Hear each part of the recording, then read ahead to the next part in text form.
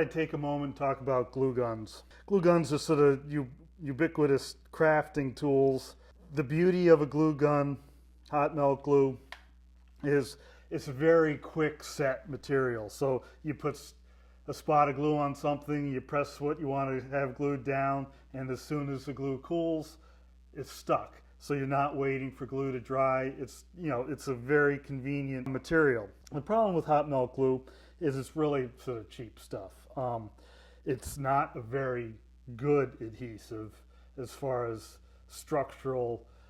It has some nice properties. It's a little bit rubbery. It's a little bit forgiving. It'll cling around things. It does stick well, but if it gets cold, it gets brittle, and it's not something you think of as a boat building material. In the context of how I use it, typically, pretty much I'm using it as a clamp. So it's a quick, temporary way to hold things together until something more permanent comes along to really hold it in place. I'm using it as a clamp. Most of my use of the hot melt glue is using a process Rob Max of Laughing Loon Canoe and Kayak came up with.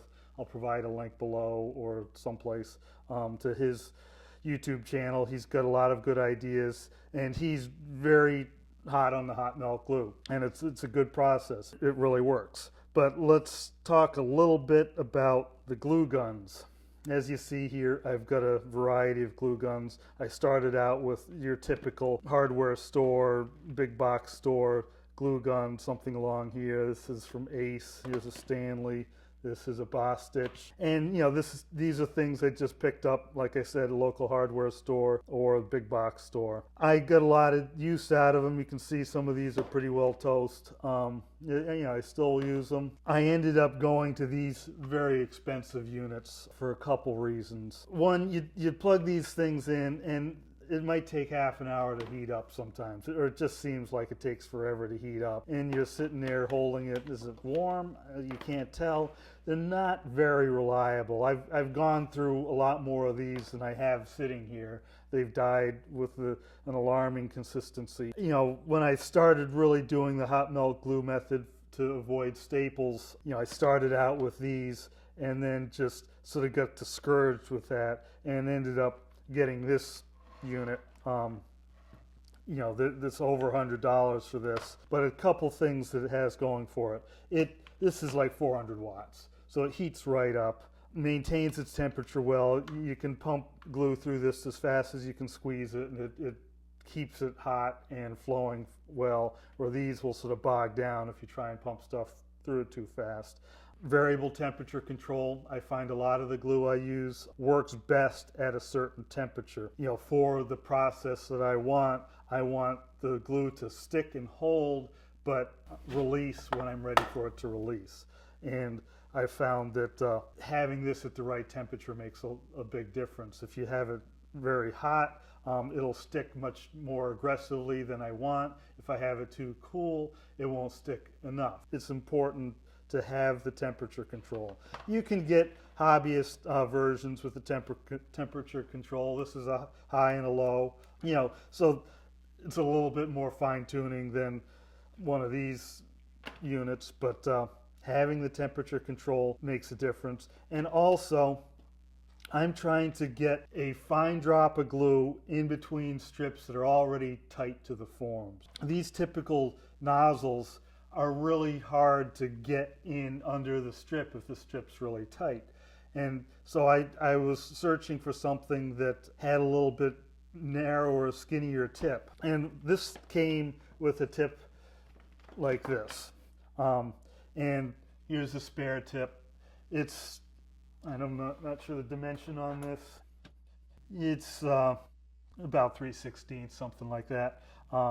And so that will reach in under the strip fairly consistently. Definitely better than this big point. I ended up getting this tip on here, and this is an 1/8 inch piece of copper tubing. Actually, I replaced the tube. The tube broke when I dropped it. But these have replaceable tips, so you can get a variety of different tips for these guns. But when you're getting into the professional level heavy duty glue guns. They have replaceable tips. They're much more reliable. I've had this gun for over 10 years now. It's really served me well, hasn't had a problem. I do have several glue guns now just in case I'm hot in a project. I don't want to be stopped just because my glue gun's not working. So I have a couple different glue guns. I'm happy with these quite expensive but very reliable and heavy duty, quick heating glue guns. This particular glue gun uses like a 5/8 stick, which is bigger than the average consumer stick. I can do quite a bit of a boat with this size stick. It lasts a long time, where the standard stick is more like this, which is about a 1/2 inch. And so this one takes a 1/2 inch sticks, and these all take the 1/2 inch sticks. There's some consumer grade, sort of craft grade glue guns that take even smaller sticks than this. It's, fine if you're doing a couple small things, not a lot. I'm actually going through a fair amount of glue when I'm using the hot melt method for holding the strips down, especially if I'm doing the stitches, which are drops of glue between the strips to hold them in place while the regular carpenter glue dries. You end up going through a fair amount of glue, but these big sticks will last a long time. And as far as the sticks of glue go, this is said to be a wood glue, and this doesn't really specify what material it's supposed to stick to. For our purposes of using hot melt glue instead of staples, you want a glue that bonds well enough to the strip to hold it to the forms while the glue is drying, but come time to get this whole hull and deck off the forms, we're going to take and whack the forms with a hammer and break the glue joint, the hot melt glue joint between the strips and the forms. So we want that to break when it comes time to break. We don't want to have to destroy our forms completely in order to get the boat off the forms. Unfortunately, it's been my experience that even if you go to the hardware store and buy the same glue stick, what seems to be the same glue stick, it doesn't necessarily end up working the same. I think the specifications for consumer grade hot melt glue is just not specific enough to be reliably working the same way every time with the same sticks. I end up buying a variety of different sticks when I go into the hardware store and just test them out, see which is going to work, which releases well, which holds well. And even in this project I'm working on now with the Micro Bootlegger Sport, I was using this stick, which has worked for me in the past, but it just wasn't bonding well to the masking tape. Maybe I could have done without the masking tape and it might have worked better, but before it had worked with the masking tape. These are both bought from a sort of industrial supplier.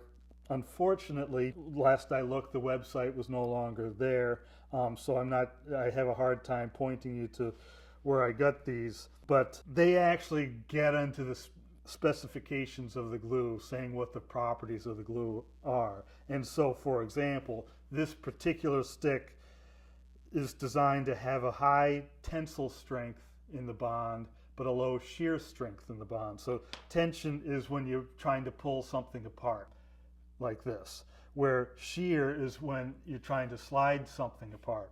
And so when we've got a strip up against a form, that's trying to peel off with tensile strength. But when we go to hit it with a hammer, it's breaking it in shear strength. A glue that is high tensile strength and low shear strength works out pretty well. And so this is what I got. I'm going to try and research what this was, and if I can find out, I'll post the information in the description. That's a little bit of a talk about how my opinions on glue guns. They are very useful tools. Anytime you need a quick clamp on something, you need to quickly bond one piece to another, but not in some sort of permanent manner. A hot melt glue gun is really a great tool for that.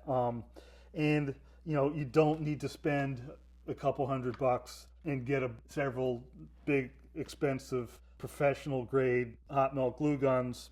These will work, maybe not as reliably And if you're just doing one project, you're probably just as well off getting one of these, but you probably won't regret having a good professional one. Just don't tell anybody how much you paid.